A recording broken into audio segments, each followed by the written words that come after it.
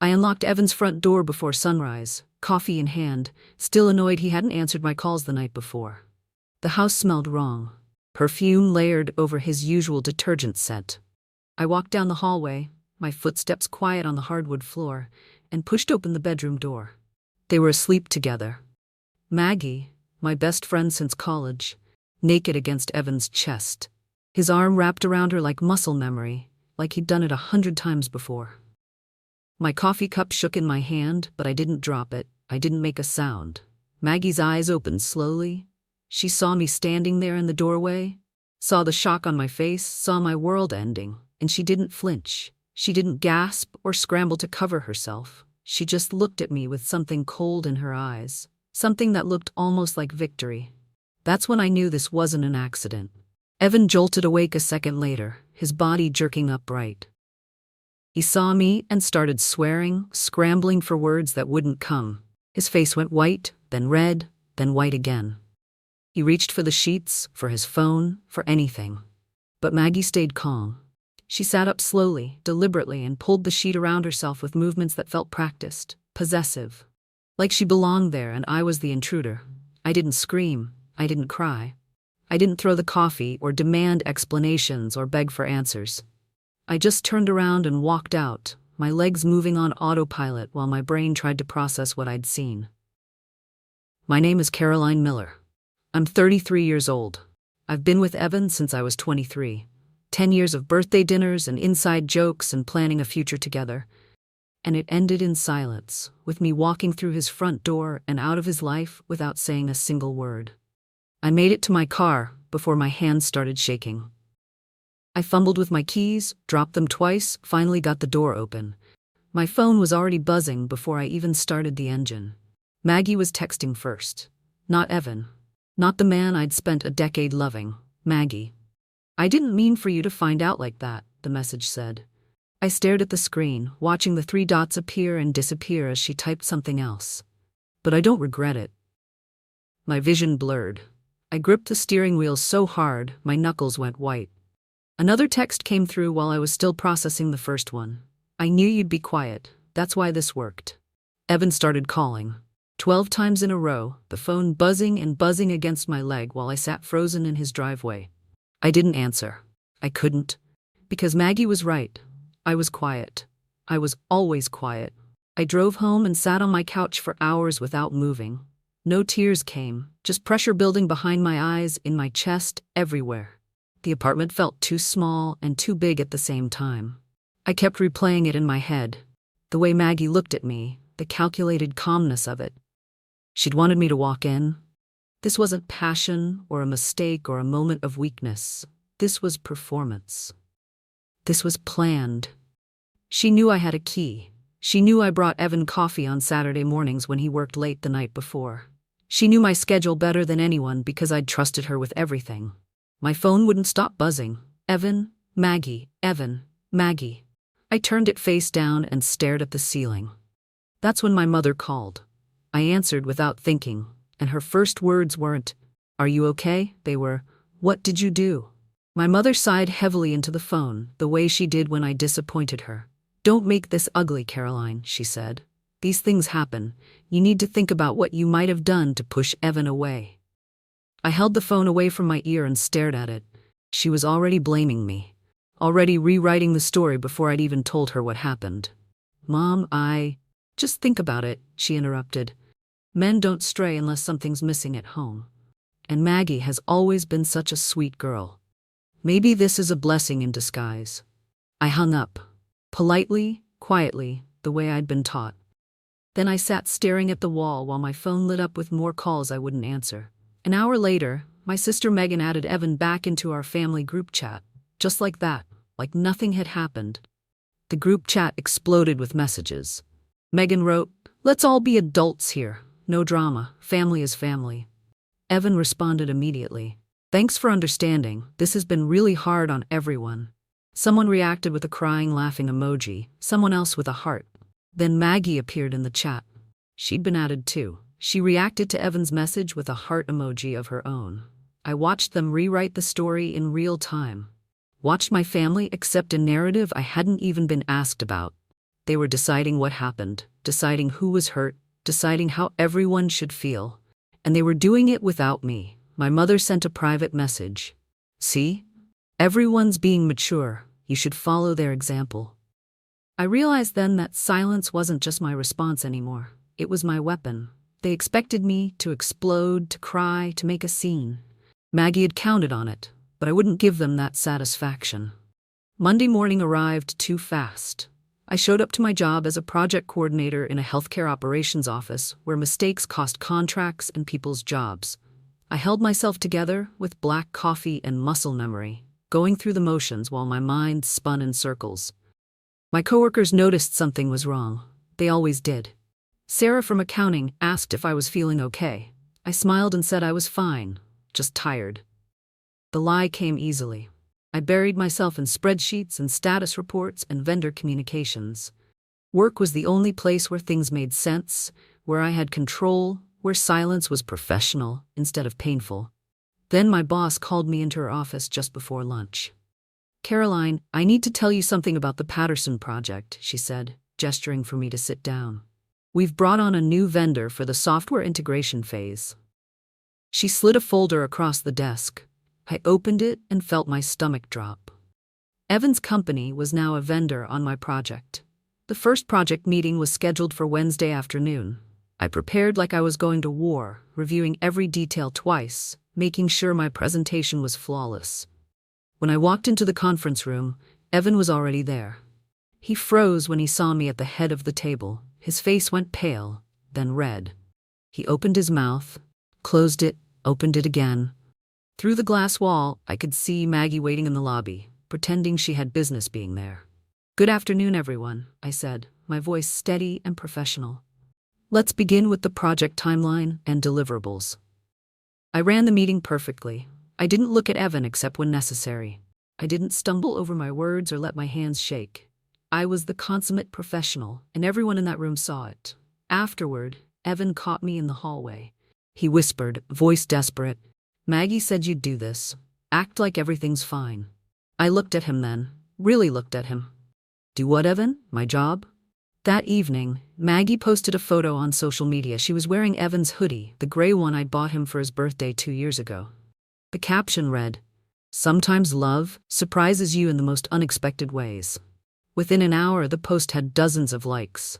My relatives were among them, my cousin, my aunt, even my mother. The comments were worse. "You two are so cute. About time you found happiness. Beautiful couple." Nobody asked about me. Nobody seemed to remember I existed. My phone buzzed with a text from my sister.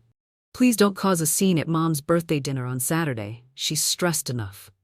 I stared at the message for a long time before responding with a simple, "Okay." That night, I lay awake thinking about how easily I'd been erased, how quickly my decade with Evan had been rewritten into their love story, how silence had become my prison. Saturday arrived, and I went to my mother's birthday dinner, because refusing would have been causing drama. Maggie sat next to Evan at the table like she'd earned the seat, like she belonged there.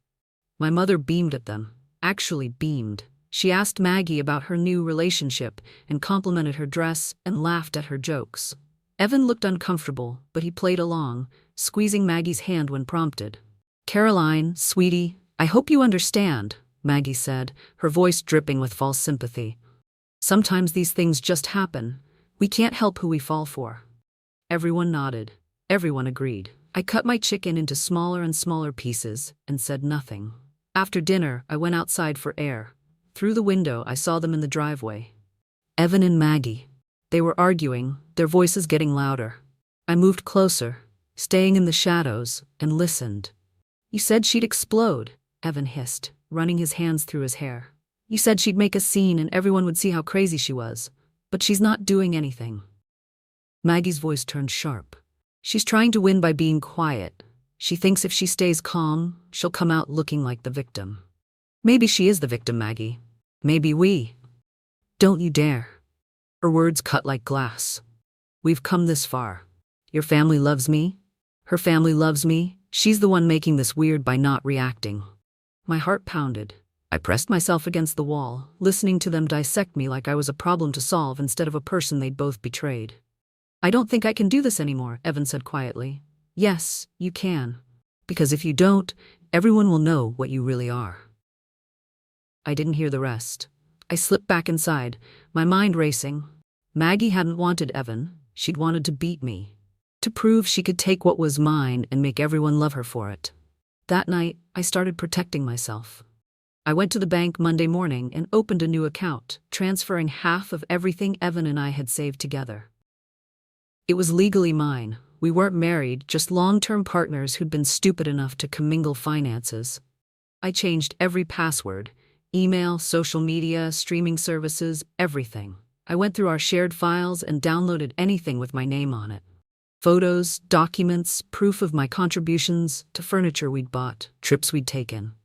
At work, I started documenting everything, every email from Evan's company, every meeting, every deliverable. I kept copies of everything with timestamps and witnesses. Silence became structure, strategy.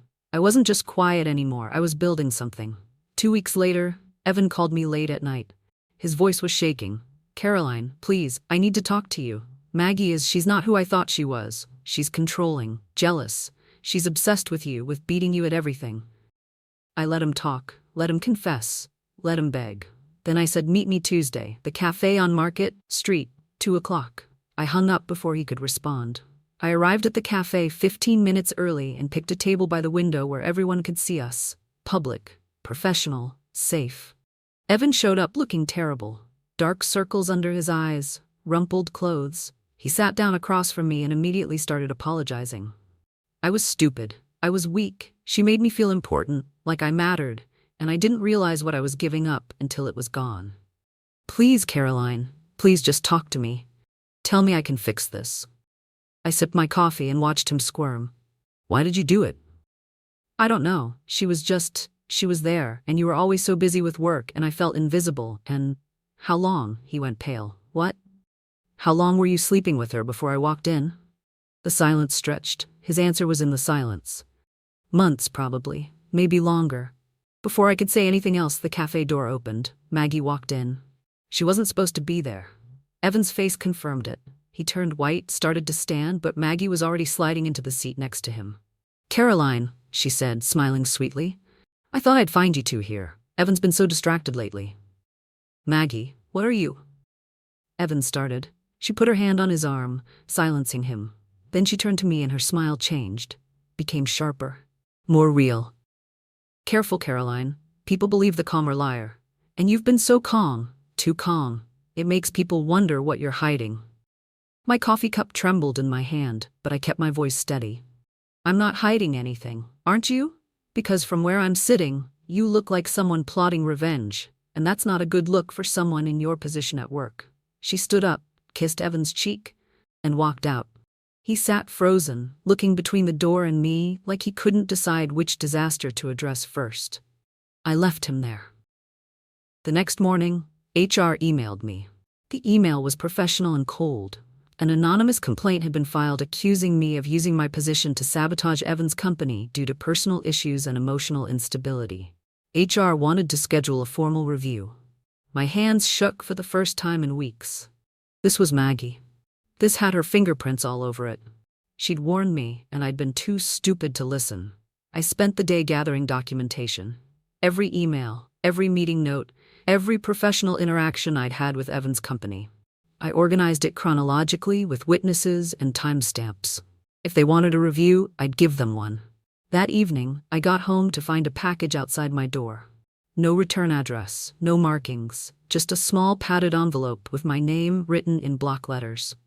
Inside was a flash drive. Someone had taped a label to it with one word, Maggie. My heart hammered as I carried it inside. I shouldn't open it. It could be a virus, a trap, anything. But my hands were already moving, plugging it into my laptop before my brain could stop them. The flash drive contained audio files, dozens of them. I clicked on the first one with shaking hands. Maggie's voice filled my apartment, clear and unmistakable. I wanted her to catch us. That was the whole point. She needed to see it, to know that I could take what was hers whenever I wanted. Evan's voice, uncertain. I don't know if this is a good idea anymore. Caroline's my… Your what? Your girlfriend? Please, you've been checked out for a year. I'm just making it official. I clicked on another file. If she stays calm, if she doesn't react, I'll hit her where it actually hurts. Her job, her reputation. I'll make sure everyone knows she's unstable. Another. Evan's easy to control. Men like him always are. They want to feel important, and I'm very good at making people feel important. My hands were shaking so hard I could barely click the mouse. There were more files. Conversations about me, about Evan, about her plans to systematically destroy my life while making herself look like the hero. Then my phone buzzed. Unknown number. The text said, "I'm Evan's assistant. I recorded everything. She's done this before, to her last friend. Call me." I called the number. A woman answered on the first ring. "My name is Jessica," she said. "I've worked for Evan's company for 3 years. Maggie has been coming around for about 8 months, and I recognized her immediately." Recognized her? From her pattern. She did this same thing to her college roommate. Found her weakness, befriended her, then systematically took apart her life. The roommate ended up dropping out. There's a whole social media trail if you know where to look. My stomach turned. "Why are you telling me this?" "Because I've watched her work and I'm tired of it. She's been using company resources, signing emails as Evan's fiancé, making unauthorized deals with clients. She's going to sink his business and she doesn't care. This is a game to her." Jessica sent me screenshots. Emails Maggie had sent from Evan's account. Client communications she had no authority to make. Contract modifications she'd signed his name to. "I've been documenting everything," Jessica said. "I was going to go to Evan, but he's too far gone. He believes whatever she tells him. But you've been quiet, strategic. I think you'll actually use this." I thanked her and hung up. Then I scheduled a private meeting with HR and legal. My family didn't make things easier. My mother called every day begging me to drop it, to stop being vindictive, to think about how this looks. "You're making everyone uncomfortable," she said. "Maggie is trying so hard to be gracious about this, and you're acting like she committed a crime." "She did commit a crime, Mom.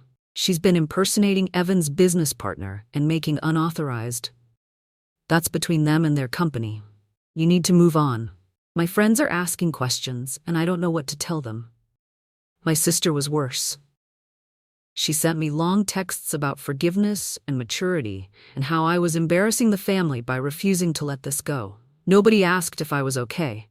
Nobody asked what actually happened. They just wanted me to be quiet again, to stop making waves, to let Maggie win so their lives could go back to normal. Then Maggie announced her engagement. On social media.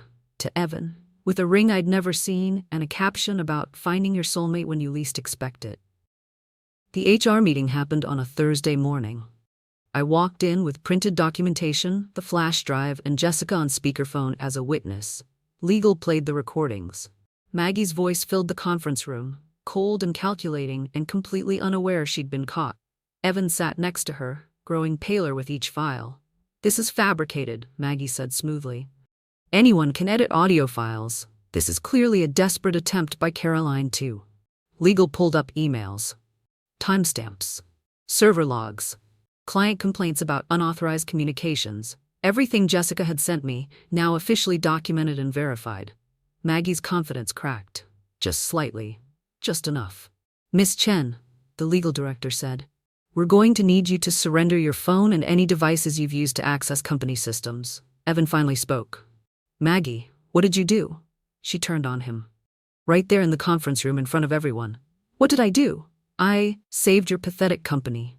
I made deals you were too weak to make. I got you clients you'd never have landed on your own. You had no authority. I had your password. I had your trust. That's all the authority I needed." The investigation took 2 weeks. In that time, they found emails Maggie had sent to Evan's clients offering special rates and exclusive deals without his knowledge or approval. She'd been signing contracts as his fiancée, claiming legal authority she didn't have. 3 clients threatened to sue. 2 pulled their contracts entirely. Evan's company lost over $40,000 in a week. He was suspended pending the investigation.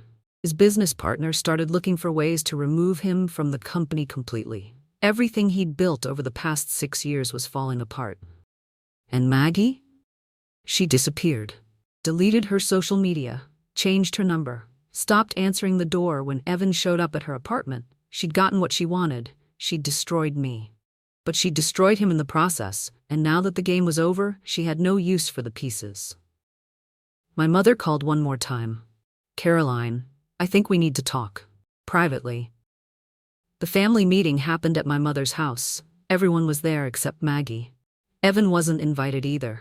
I brought documentation, printed emails, transcripts of the recordings, a timeline of everything that had happened, complete with witnesses and legal findings. I laid it all out on the dining room table where we'd eaten birthday cake just a few weeks ago, where Maggie had sat next to Evan and played the role of his loving partner while plotting my destruction. "This is what happened," I said calmly. "Not the story you've been telling yourselves, this." My mother picked up one of the transcripts. Read Maggie's voice describing how she'd planned everything, how she'd wanted me to catch them, how she'd targeted my job specifically because she knew it would hurt the most. The room went completely silent. My sister put her head in her hands. My aunt stood up and walked out.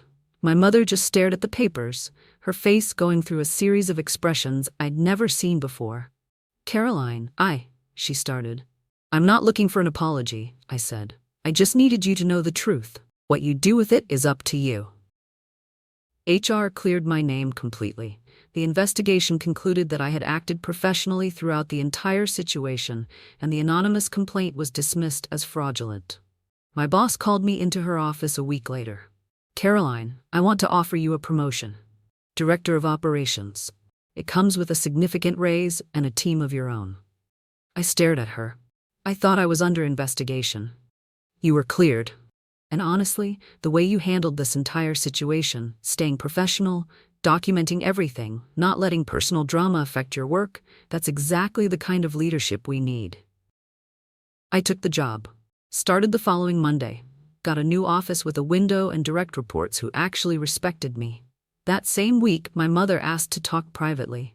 We met at a coffee shop, neutral territory. "I was wrong," she said simply. "I believed what I wanted to believe instead of asking what actually happened. I'm sorry." It wasn't enough. It would never be enough. But it was a start. Maggie disappeared from our social circles completely. The engagement announcement was deleted. Her social media went dark. People who'd liked her photos and defended her choices suddenly had nothing to say. Evan lost the business. His partner bought him out for a fraction of what it was worth. He had to move back in with his parents and take a job in sales at a company that didn't know his history. He texted me once a week for a month. Long paragraphs about regret and mistakes, and how he'd give anything to go back. I never responded. I moved into a new apartment downtown. 2 bedrooms, hardwood floors, a view of the city. I furnished it with things I picked myself, colors I actually liked, furniture that was mine alone. My promotion came with enough money to breathe easier, to plan for the future, instead of just surviving the present. I started therapy, started running, started rebuilding the parts of myself I'd lost trying to keep everyone else happy. 3 months after the HR meeting, my phone buzzed one last time. Evan's text was long and desperate. "I ruined everything. I know that now. I lost my business, my reputation, my family's respect, but mostly I lost you. And I deserved to lose you. I just wanted you to know that I understand now what I gave up, what I destroyed. I'm sorry isn't enough. It will never be enough. But I'm sorry anyway." I read it twice, felt nothing but a distant kind of pity. He'd made his choices. He'd believed Maggie's lies and participated in my destruction, and now he wanted forgiveness. I didn't have to give. I didn't reply, didn't type out a response and delete it, didn't even think about what I might say.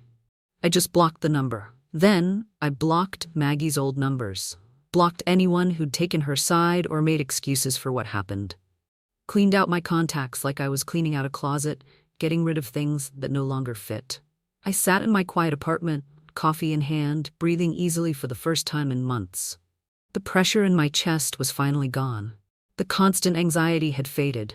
I was free.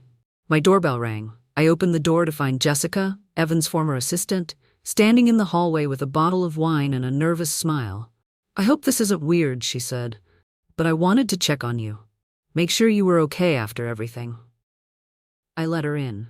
We sat on my new couch and talked for hours. About Maggie, about patterns of manipulation, about how people like her found weaknesses and exploited them. She almost won, Jessica said. If you'd reacted the way she expected, if you'd screamed or cried or made a scene, she would have won. I know, but you didn't. You stayed quiet. You documented everything. You let her destroy herself. I thought about that. About how my silence had started as shock, then became survival, then transformed into strategy. About how the thing Maggie had counted on, my tendency to avoid confrontation, had become the weapon that exposed her. Silence didn't destroy them, I said finally. They destroyed themselves. I just stopped protecting them from the consequences. Jessica raised her wine glass. To stopping. To starting over, I corrected. We clinked glasses and I realized something important. Silence hadn't just destroyed them. It had rebuilt me. Stronger, smarter, free. And that was worth more than any revenge could ever be.